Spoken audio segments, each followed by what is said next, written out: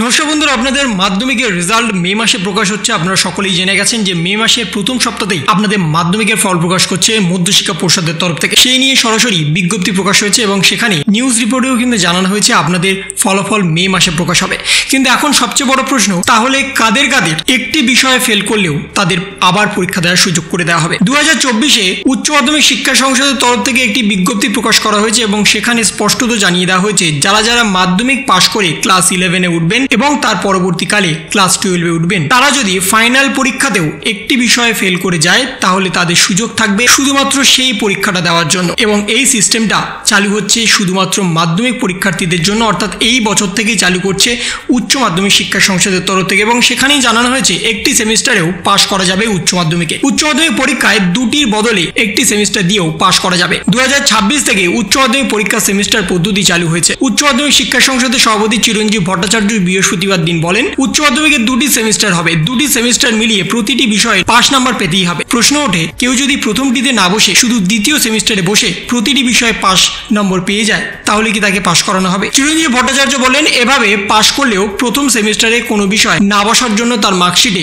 প্রতিটি বিষয়ের নিচে সাপ্লিমেন্টারি লেখা থাকবে, সেটা কারো ক্ষেত্রেই কোনোভাবেই কাম্য নয়। নতুন পদ্ধতিতে একাদশ এবং দ্বাদশে প্রতিটি সেমিস্টারের প্রতিটি বিষয়ে 30% নাম্বার পেয়ে পাস করতে হবে, একথা আগেই জানিয়ে দিয়েছে সংসদের তরফে। বর্তমানে সংসদ সভাপতি চিরঞ্জীব ভট্টাচার্য আরও জানিয়েছেন, একটি সেমিস্টারে কেউ কোনো বিষয়ে পাস না করলে পরের সেমিস্টারে সেই বিষয়ে সাপ্লিমেন্টারি দিতে হবে। তবে একাদশ থেকে দ্বাদশে উঠতে গেলে প্রতিটি বিষয়ে পাস নম্বর পেতে হবে। কোনো একটি বিষয়ে সাপ্লিমেন্টারি দিয়ে পাস নম্বর না পেলেও তাকে তোলা হবে না। দ্বাদশের দ্বিতীয় সেমিস্টারে কোনো একটি বিষয়ে সাপ্লিমেন্টারি দিয়ে পাস করতে না পারলে পরের বছর অর্থাৎ উচ্চ মাধ্যমিক দেওয়ার পরে শুধুমাত্র সেই বিষয়ে তাকে পরীক্ষা দেওয়ার সুযোগ করে দেওয়া হবে। অর্থাৎ 2024 সালে যারা মাধ্যমিক পরীক্ষা দিচ্ছেন তাদের আগামী বছর থেকে বড় সুযোগ থাকছে, তাদের প্রতিটি সেমিস্টারে পাস করতে হবে এই বিষয়ে জানানো হয়েছে। কিন্তু কোনো বিষয়ে যদি কেউ ফেল করে যায় তাদের সাপ্লিমেন্টারি বিষয় দেওয়ার জন্য একটা সুযোগ থাকছে। তাদের শুধুমাত্র সেই বিষয়ে পরীক্ষা দিয়ে পাস করানোর জন্য নতুন রুলস অ্যান্ড রেগুলেশন আনা হয়েছে। অর্থাৎ কেউ যদি কোনো বিষয়ে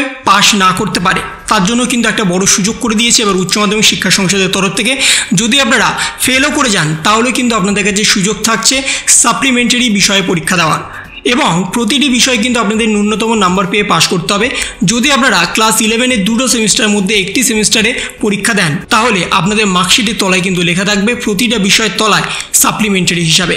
তাই সাপ্লিমেন্টারি না পাওয়ার থেকে আপনাদের দুটো সেমিস্টার কিন্তু অবশ্যই দিতে হবে। এবং যদি ফাইনাল পরীক্ষাতে কোনো বিষয়ে আপনারা যদি ফেল করে যান তাহলে আপনাদের পরের বছর একটা সুযোগ থাকছে শুধুমাত্র সেই বিষয়ে পরীক্ষা দেওয়ার, কিন্তু সেটা বর্তমানে নেই।